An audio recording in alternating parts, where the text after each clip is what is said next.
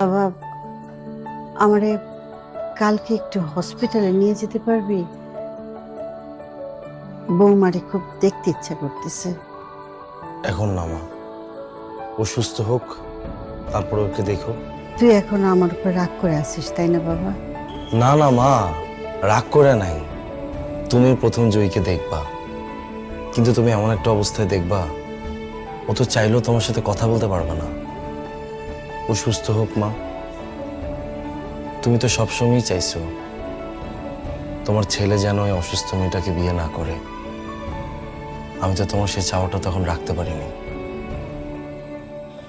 আজকেও তোমার এই চাওয়াটা রাখতে পারতেছি না। সরি মা। তুই নাকি গ্রামের জমিটা বিক্রি করতে চাইতেছিস? আমার তো সেভিং যা ছিল সবই তো শেষ। অফিস থেকে কিছু টাকা পাইছিলাম, ওগুলোও প্রায় শেষ।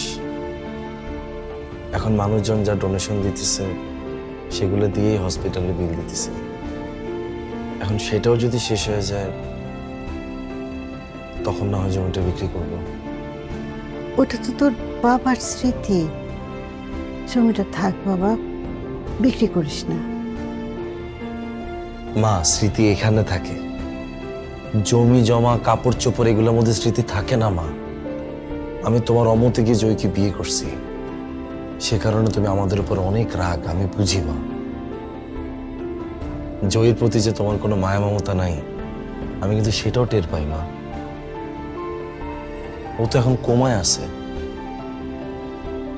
টাকা পয়সার অভাবে আমার চোখের সামনে জয়কে তুমি মরে যেতে দিবা? তুই এটা রাখ, তোর বিয়ের গয়টা বৌমার জন্য গুছায় রাখছিলাম, তখন দিতে পারি নাই। এখন রাখ। পৃথিবীর কোনো মা চায় না তার সন্তানের খারাপ কিছু হোক। মায়েদের না সে ক্ষমতাটাই নাই। মায়েরা অনেক কিছু পারে, কিন্তু এটাই পারে না।